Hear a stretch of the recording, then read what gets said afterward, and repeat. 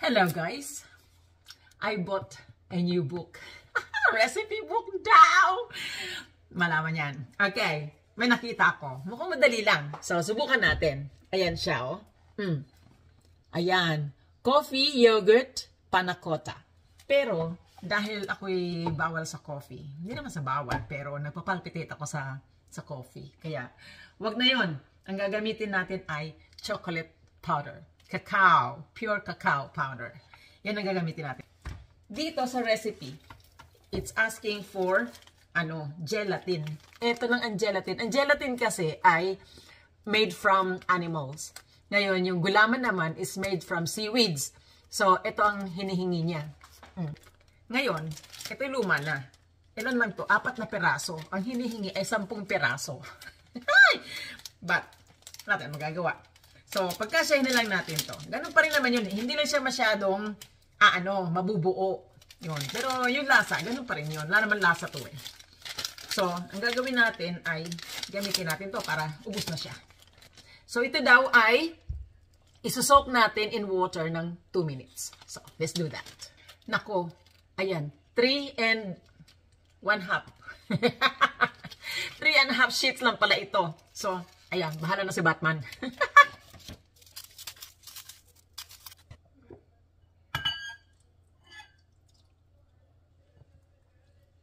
Yan. Soaking in for 2 minutes. Saucepan. Place 1/2 cup of cream. Ay, bastos. And sprinkle over the gelatin and allow sit for 3 minutes. So ang gamit nila dito ay granulated gelatin. Yung nakasashay. Ang atin ay sheets. So, hindi muna natin ilalagay. Dapat, pagkatapos ng cream, yun daw, granulated gelatin. Pero, later na yan. Kasi iba yung gelatin natin. And then, stir in the remaining cream. So, how much cream do we need? Thickened cream, 1.5 cups. So, 1 cup more. Wala na yata itong 1 cup. Naku, 1 cup lang ang ating cream, guys. Ito daw, stevia. Ilang stevia? Wow, ang dami. 1/3 cup. Ang laki nun. Ayoko masyado ng stevia kasi ito may erythritol. Ang erythritol, kapag ka masyado kang gumamit nun, pag sobra, ay it can cause heart, problem. So, hinahinay tayo sa stevia. Hindi naman natin kailangan ng matamis na matamis. Tama lang yung malasahan mo yung tamis.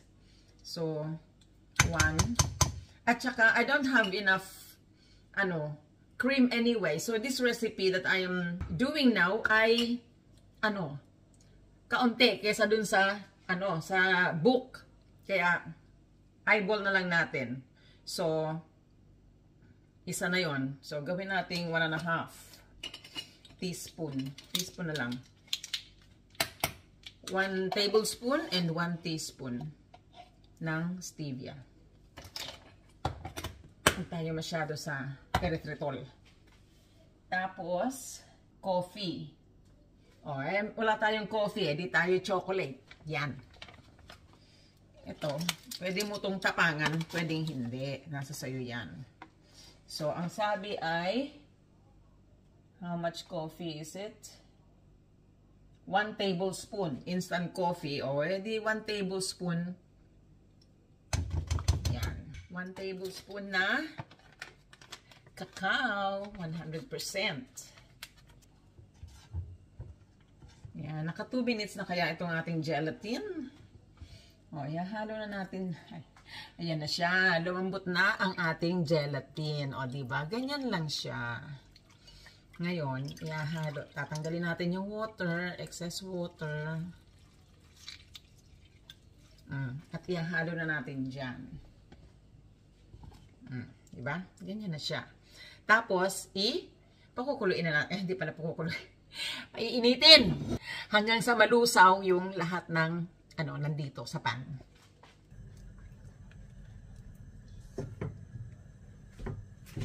may nakita akong light thickened cream. Lagyan na natin to. Para sakto na yung ating recipe. Maliban sa gelatin. Yeah, bahala na. Anyway, ayan. So ito, hindi natin pakukuluin. Ito ay hanggang sa umusok lang siya. At matunaw ang lahat ng ingredients. Yan, umuusok na siya. Okay, that's enough. Baka kasi kumulo.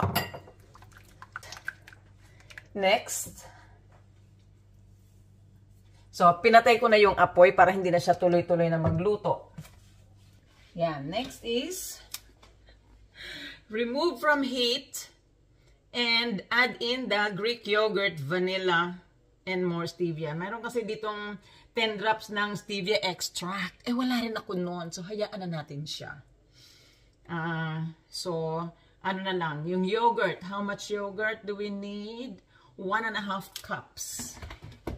Marami tayong yogurt. So, 1.5. So, 1, 2. Yan. So, 1.5 cups. Yan. At saka, ano yun? Vanilla. Okay. Let's stir in vanilla. Meron tayong vanilla extract. 1 teaspoon daw.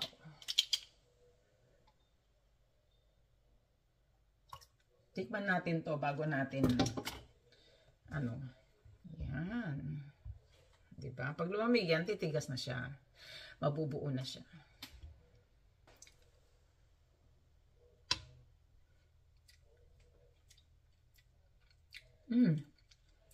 Matamis na siya. Matamis na siya. Beautiful.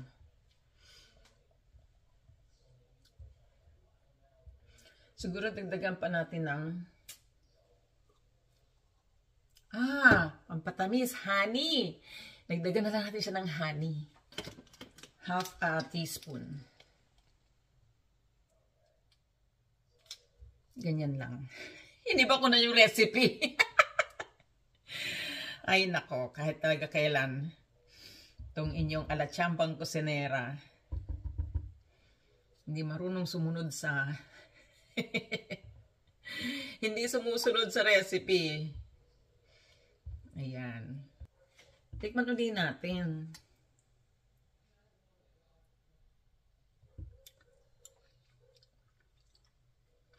Yan. Siguro kunti pa. Kunti pang honey. Sige, mga ano na to, 1 tablespoon na honey. Yan, depende sa panlasa mo. Ganun yun. Ikaw naman ang kakain, hindi pa? Yan. Although, mas may carbohydrates ang honey dahil sa natural na tamis niya kaysa sa stevia. Kaya lang, wala naman tayong stevia. At saka ayoko na erythritol. Ayoko masyado sa erythritol. Okidoki. So, ayan na siya. Yarina. There you are. Meron ako dito 3 baso. Yan, oh. Ganyan lang siya. At saka yung aking double-walled na baso. Oh, di 4 na siya. Lagay natin. Naku. Ayan, sa laula.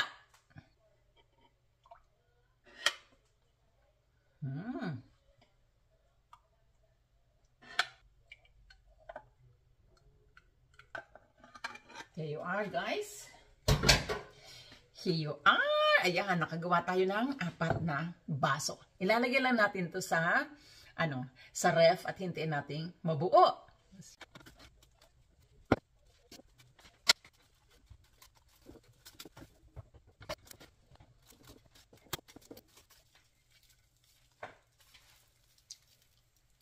Good evening, guys! Well, look at that. I made a dessert. It's called panna cotta.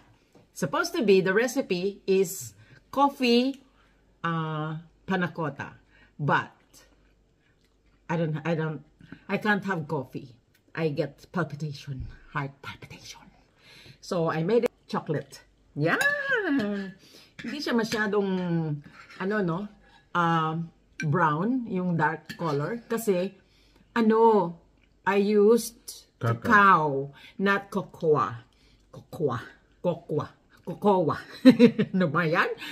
Kasi, yung cocoa daw ay roasted. Kaya pala dark yung color niya. Yung cacao ay raw. Diba? So, hindi ko alam kung bakit raw hilaw. Yeah. Cacao powder. Kaya light lang yung color niya. Eto na siya. Yan. Wala sa ano to. Wala sa recipe itong cream na nasa ibabaw. At saka yung strawberry. Akin na lang yan. Pang ano lang yan. What you call that? To look pretty. Dress. To dress the top of it. Yumminess. Alam nyo, napakaraming sa recipe, napakaraming erythritol ang hinihingi. Erythritol is actually bad if you consume too much of it. So, medyo takot ang lola nyo. Kaya, kaunti lang ang nilagay ko, 1 tablespoon and 1 teaspoon. So, yun. Yun ang nilagay ko. Tapos, dinagdagan ko na lang ng honey. Although honey has more carbs than, erythritol. Erythritol yata, 0 carbs yan talaga eh. So, ayoko naman magkaroon ng heart problem. Diba? Doon na lang ako sa magkaroon ng kaunting carbohydrates. Diba?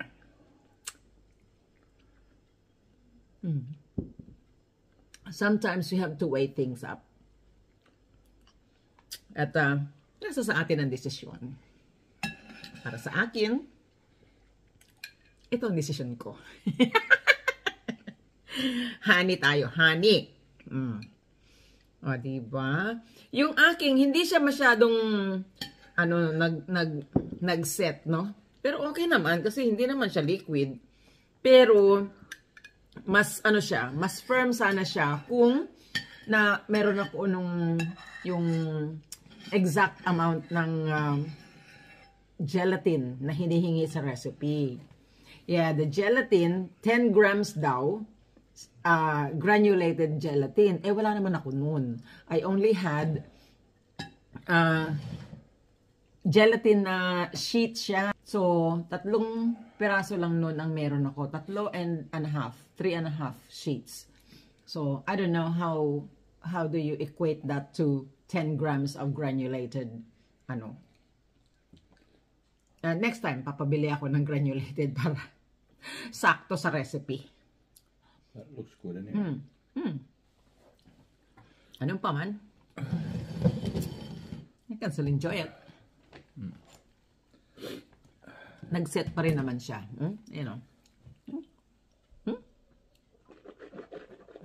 Diba? Hindi rin ako masyadong gagawa ng mga ganito kasi this is training my brain to have desserts, to have sweets. O, diba? Kailangan, lang talaga tayo?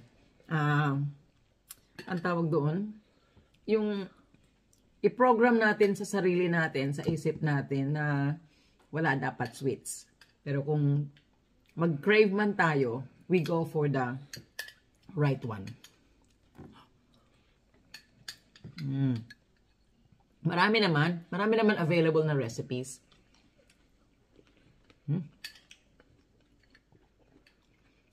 Sarap naman siya. There you go. So, wagi ang recipe. There you go. Try it, guys. Thanks for watching. Bye, God bless.